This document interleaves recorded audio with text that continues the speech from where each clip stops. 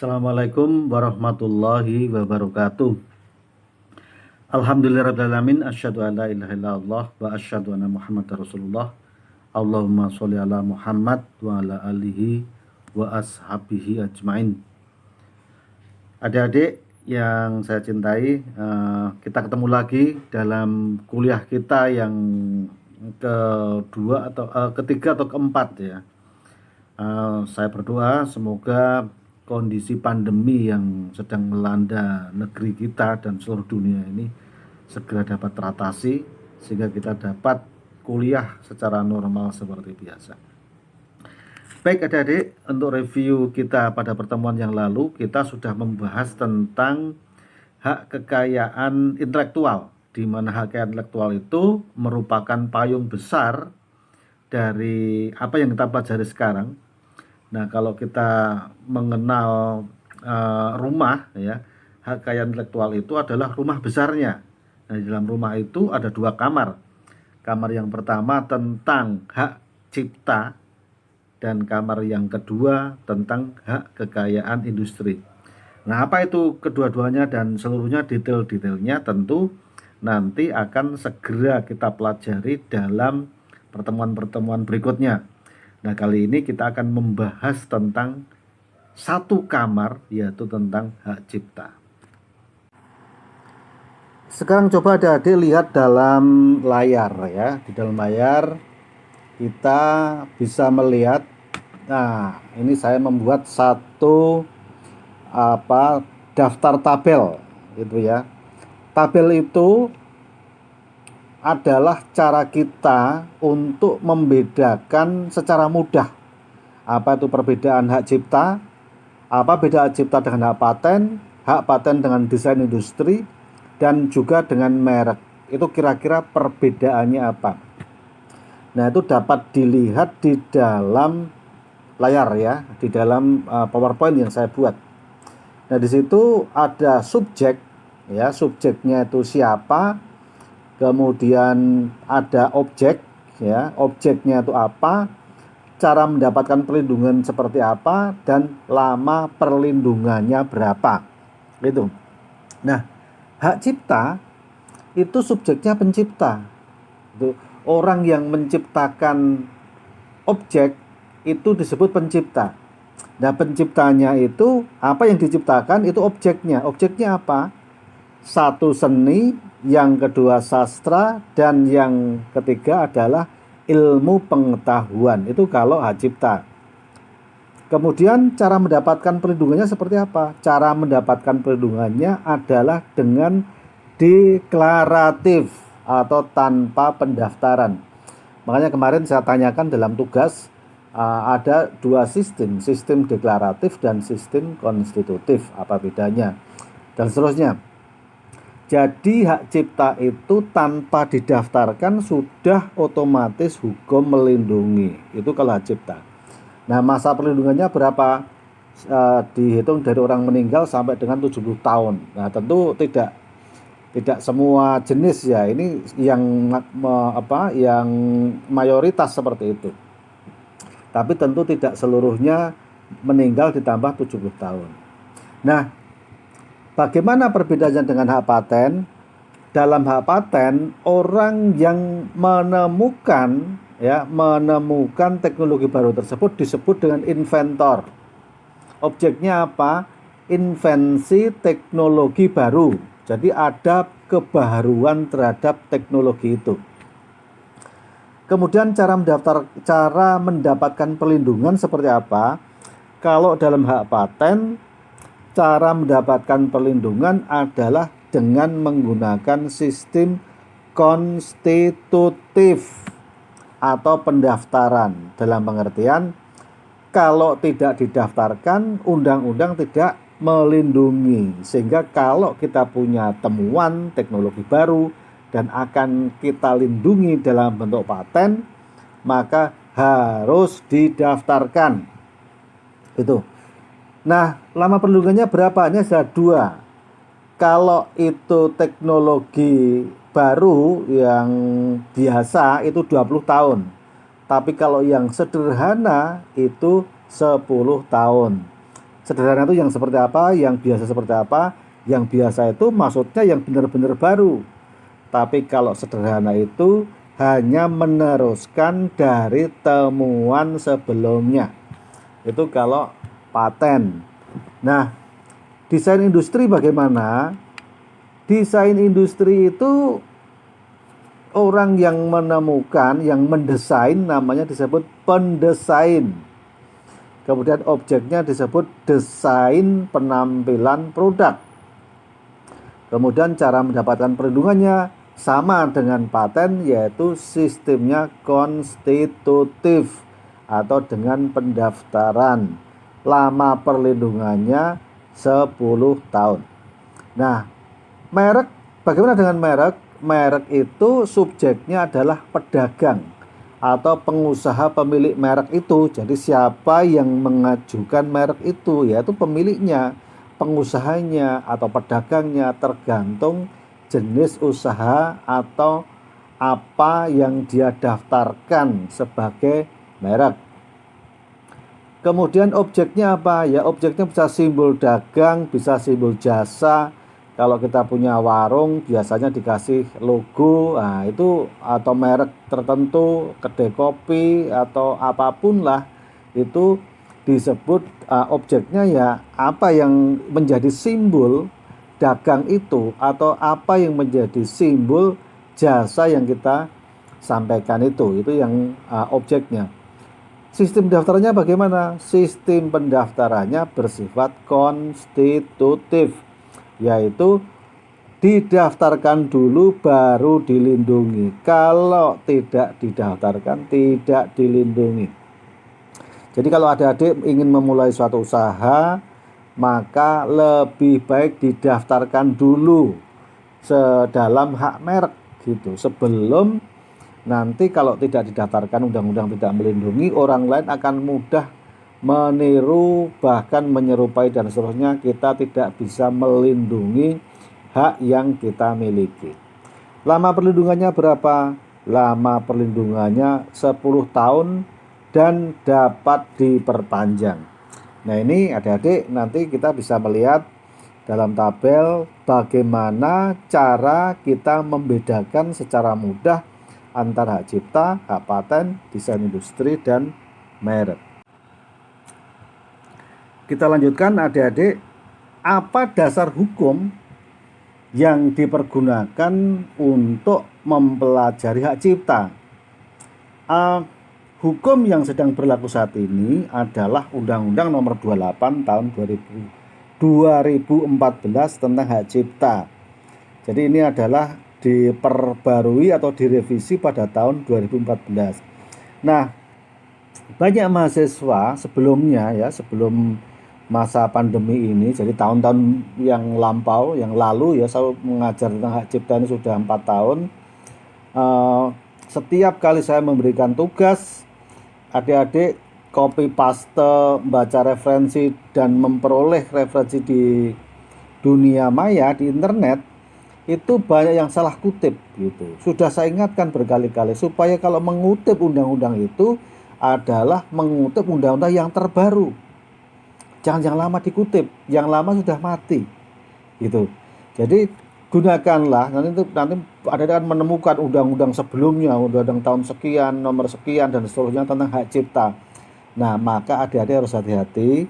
Jadi undang-undang yang saat ini berlaku dan dijadikan dasar hukum adalah Undang-Undang Nomor 28 Tahun 2014 tentang hak cipta. Baik adik-adik, kita lanjutkan.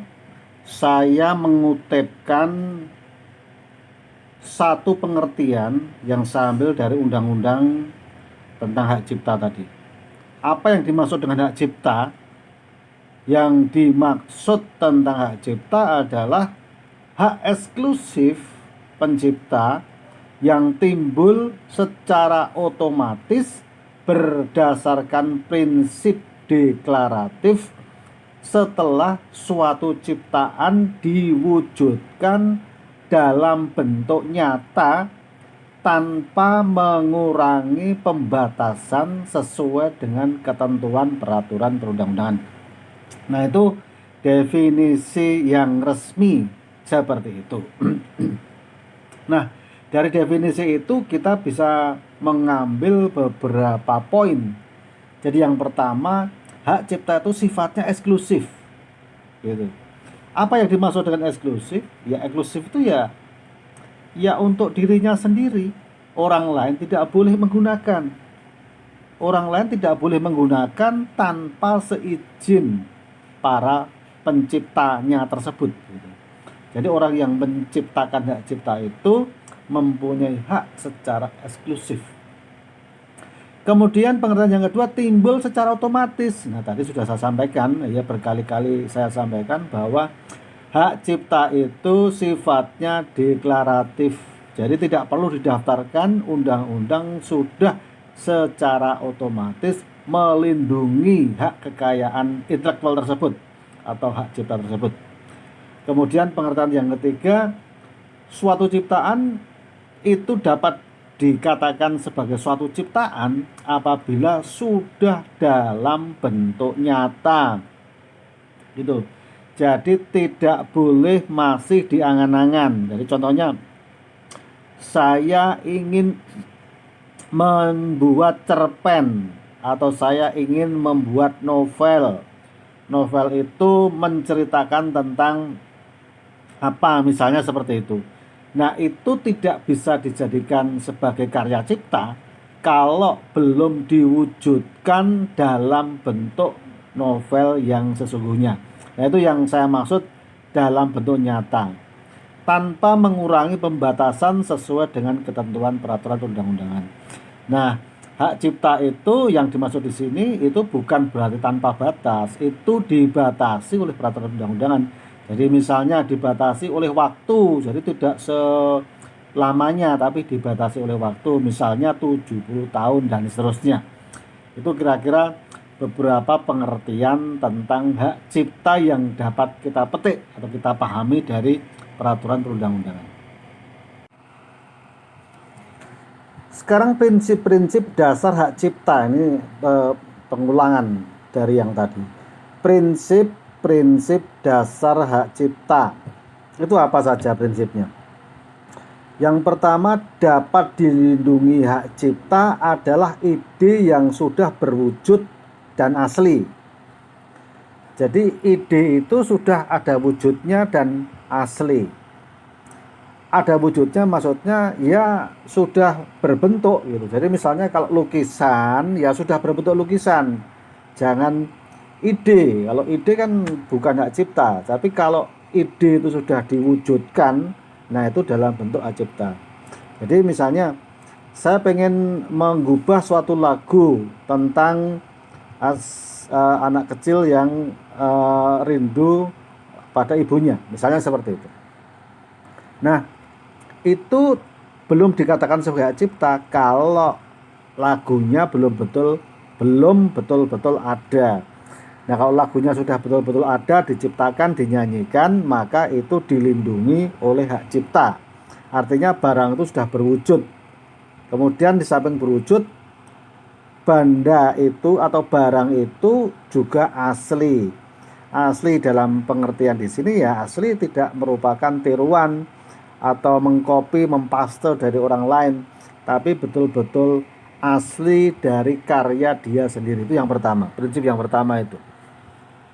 Kemudian prinsip yang kedua, hak cipta timbul secara otomatis. Tadi juga sudah saya sampaikan, sifatnya deklaratif, tidak perlu didaftarkan, undang-undang sudah secara otomatis melindungi hak tersebut gitu. Itu tadi juga sudah saya sampaikan. Itu prinsip yang kedua, sifatnya otomatis. Kemudian yang ketiga, suatu ciptaan tidak selalu perlu didaftarkan untuk memperoleh hak cipta. Nah, ini tadi juga sudah saya singgung. Itu prinsip yang ketiga, otomatis dengan sendirinya tidak perlu didaftarkan. Namun demikian bukan berarti mendaftarkan itu tidak penting. Mendaftarkan itu juga tetap penting untuk membuktikan apabila nanti ada klaim dari pihak lain yang mengatakan bahwa itu ciptaan saya. Misalnya ada satu sengketa dan seterusnya. yaitu bersifat menguatkan namun tidak mutlak gitu. Kemudian prinsip yang keempat, hak cipta suatu ciptaan merupakan suatu hak yang diakui hukum yang harus dipisahkan dan harus dibedakan dari penguasaan fisik suatu ciptaan. Apa yang dimaksud dengan kalimat yang agak panjang ini? Yang dimaksud adalah fisik suatu ciptaan itu tidak seluruhnya berupa hak cipta. Contohnya begini, ini mungkin agak rumit ini ya, mengartikan ini. Kita membeli suatu buku, ya, buku di toko buku. Kita memiliki fisik buku itu, kita beli, kita miliki. Nah, pertanyaannya, apakah dengan membeli buku itu kita membeli hak ciptanya? Gitu pertanyaannya. Kan tidak, yang kita beli itu adalah fisik penguasaan bukunya, itu kita kuasai fisiknya. Tetapi suatu ciptaan itu hak ciptanya tetap dikuasai oleh orang yang menciptakan di awalnya. Gitu kira-kira seperti itu. Jadi ini berbeda dengan penguasaan fisik suatu ciptaan itu tidak berarti sebagai penguasaan terhadap hak ciptanya. Itu. Kemudian yang terakhir, prinsip yang terakhir itu hak cipta bukan hak mutlak. Jadi hak cipta itu bukan hak mutlak. Dia dibatasi oleh waktu. Jadi misalnya orang tersebut sudah meninggal tambah 70 tahun misalnya seperti itu. Jadi ada batasan-batasan hak cipta itu. Nanti kalau batasan terhadap hak cipta itu sudah habis, ya hak ciptanya kembali menjadi milik masyarakat secara umum. Artinya masyarakat tidak perlu izin untuk menggunakan karya cipta itu. Ini yang dimaksud dengan hak cipta bukan merupakan hak mutlak. Sekarang tujuan hak cipta. Tujuannya untuk apa? Memberikan perlindungan hukum untuk mendorong dan menumbuh kembangkan semangat bekerja dan mencipta. Jadi biar orang itu bersemangat untuk menciptakan ciptaan-ciptaan yang lain gitu. Jadi kalau misalnya Sheila on 7 itu menciptakan lagu, kemudian lagunya itu laku, dia memperoleh duit dan seterusnya, maka dia akan tergugah, dia akan semangat lagi untuk menciptakan ciptaan-ciptaannya yang lain. Itu tujuannya seperti itu. Kemudian tujuan yang kedua, melindungi para pencipta dan produser barang dan jasa intelektual dengan memberikan hak secara khusus untuk mengkontrol penggunaan barang hasil ciptaannya. Jadi penciptanya itu diberi hak eksklusif untuk mengkontrol baik ciptaannya, baik itu menggandakan, mendistribusikan, menjual dan seterusnya. Itu dia diberi hak untuk mengkontrol karya ciptaannya itu supaya dilindungi oleh hukum sehingga orang lain tidak ada yang memanfaatkan secara tidak benar. Kira-kira seperti itu. Pencipta dan ciptaan. Pencipta adalah seorang atau beberapa orang. Ini yang banyak ditanyakan. Apakah ciptaan itu bisa sendiri dan ataukah boleh bersama-sama? Jawabnya boleh. Boleh sendiri, boleh bersama-sama. Mungkin adik-adik pernah membaca satu buku itu diciptakan penulisnya banyak orang gitu, beberapa orang. Itu bisa 2 orang, bisa 3 orang dan seterusnya. Bisa 4 orang. Dan seterusnya. Demikian pula dengan lagu juga bisa diciptakan 1 orang, bisa juga diciptakan oleh beberapa orang. Didi Kempot misalnya selalu menciptakan sendiri, tetapi beberapa grup ya, misalnya Sheila on 7, Coast Plus bahkan yang legendaris itu menciptakan lagu secara bersama-sama. Jadi personel dalam satu grup itu saling melengkapi bagaimana sehingga lagu itu bisa menjadi lebih baik. Itu jadi pencipta itu bisa sendiri, bisa bersama-sama. Kemudian ciptaan ciptaan adalah karya cipta di bidang apa? Terbatas di bidang ilmu pengetahuan, seni, dan sastra. Jadi kalau kita bicara hak cipta, itu batasannya 3 hal itu saja: ilmu pengetahuan, seni, dan sastra. Di mana ilmu pengetahuan, seni, dan sastra itu sudah diekspresikan dalam bentuk nyata. Artinya bentuknya sudah nyata, tidak boleh masih di dalam angan-angan. Saya kira itu. Pemegang hak cipta dan hak terkait. Nah, di dalam hukum dan hak cipta, Undang-Undang Hukum dan Hak Cipta itu mengatur 2 pemegang hak. Yang pertama adalah pemegang hak cipta dan yang kedua adalah pemegang hak terkait. Nah, apa masing-masing nanti akan saya jelaskan di dalam sesi ini. Pemegang hak cipta adalah pencipta sebagai pemilik hak cipta, pihak yang menerima hak tersebut secara sah dari pencipta, atau pihak lain yang menerima lebih lanjut dari pihak yang menerima hak tersebut secara sah. Jadi pemegang hak cipta itu tidak hanya pencipta gitu. Pencipta bisa saja mengalihkan kepada orang lain gitu. Haknya ya, bukan hak moral ya, hak ekonominya yang beralih, kalau hak moralnya tetap. Jadi misalnya dulu pernah terjadi itu Ahmad Dhani ketika ada audisi Indonesian Idol, ada seorang peserta yang menyanyikan lagu tersebut kemudian dibeli oleh Ahmad Dhani, kemudian dinyanyikan oleh Ahmad Dhani, diaransemen oleh dia, dan kemudian lagu itu menjadi terkenal. Nah, artinya apa? Pemegang hak ciptanya berpindah. Yang pertama adalah penciptanya itu, kemudian ketika dibeli hak ekonominya berpindah ke Ahmad Dhani. Kemudian Ahmad Dhani menggubah dan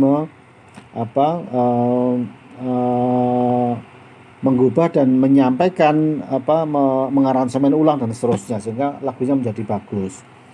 Nah, itu artinya hak cipta itu bisa berpindah secara ekonomi, tapi hak moralnya tidak bisa berubah gitu. Juga bisa berpindah karena misalnya pemiliknya meninggal dunia. Jadi misalnya Didi Kempot menciptakan lagu, banyak lagu yang dia ciptakan, kemudian dia meninggal, maka pemegang hak ciptanya itu beralih ke keluarganya, baik itu anaknya ataupun bisa juga istrinya. Itu kira-kira siapakah yang menjadi pemegang hak cipta? Yang jadi pemegang hak cipta itu bisa penciptanya, bisa orang yang memperoleh izin dari penciptanya, itu bisa juga dari pihak keluarga yang memperoleh warisan dari para penciptanya. Itu kalau kita bicara pemegang hak cipta itu siapa. Nah, hak terkait itu apa? Hak terkait itu yang berkaitan dengan hak cipta yang merupakan eksklusif bagi pelaku pertunjukan. Jadi dalam satu film misalnya itu ada pelaku pertunjukan, ada produser fonogram, mungkin kalau di televisi ada lembaga penyiaran. Jadi hak terkait itu bisa meliputi 3 pihak ini. Jadi pelaku pertunjukan, produser fonogram, dan lembaga penyiaran. Pelaku pertunjukan itu apa? Pelaku pertunjukan itu adalah seseorang atau beberapa orang yang secara sendiri-sendiri atau bersama-sama menampilkan pertunjukan suatu ciptaan. Jadi misalnya kemarin populer film Tilik, film pendek Tilik di YouTube. Nah, dia settingannya adalah dari perjalanan ibu-ibu yang dalam perjalanan dari Imogiri ke PKU Gampeng. Di dalam perjalanan itu dia banyak bercerita tentang kehidupan sehari-harinya. Nah, di situ ada pelaku pertunjukan yang kemudian terkenal. Namanya sendiri saya tidak tahu, lebih terkenal orangnya di situ, Bu Tejo, Bu ini, Bu itu, dan seterusnya gitu ya. Itu dia sebagai pelaku pertunjukan mempunyai eksklusif di situ. Kemudian yang kedua, produser fonogram. Produser fonogramnya siapa? Yang membuat film, yang menjadi produser di dalam pembuatan film itu. Siapa? Ya, Dinas Kebudayaan DIY. Itu yang menjadi produser dari film itu. Kemudian yang ketiga, lembaga penyiaran. Apabila itu disiarkan di televisi, maka lembaga penyiaran itu mempunyai hak eksklusif terhadap film itu.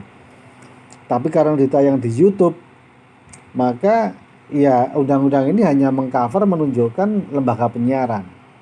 Gitu. Jadi memang tidak masuk sebagai hak terkait dengan lembaga penyiaran. Saya kira itu penjelasannya.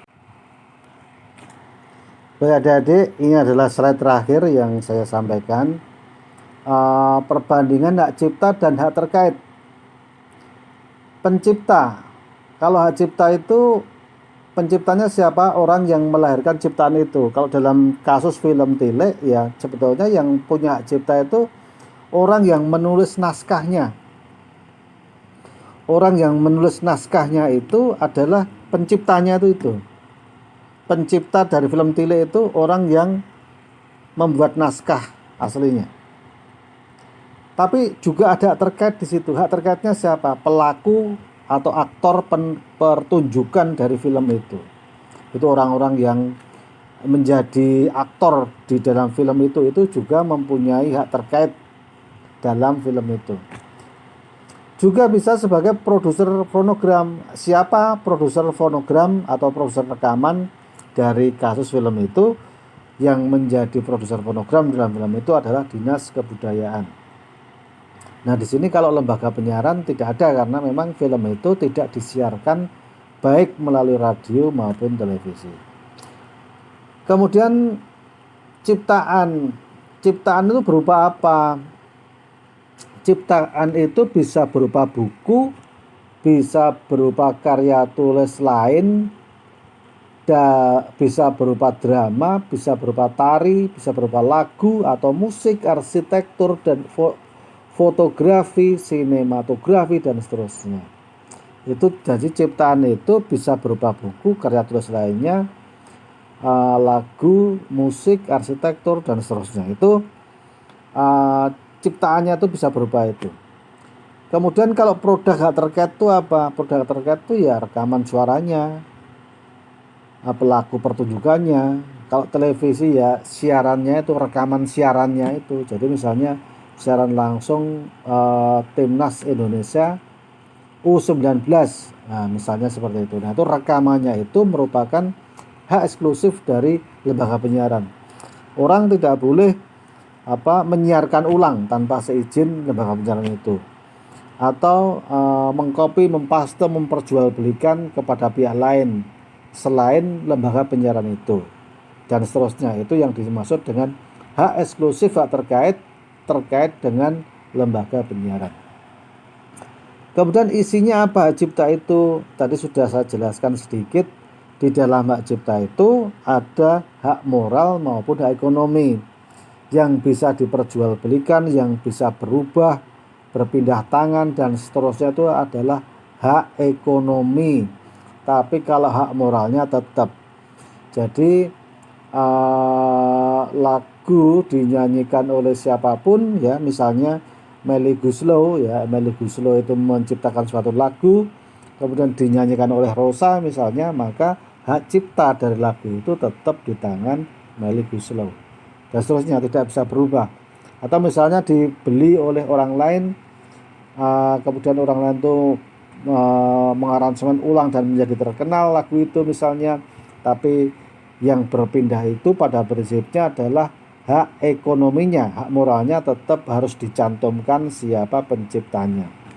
Itu kira-kira tentang isi hak cipta. Sama dengan hak terkait juga ada hak moral dan hak ekonomi.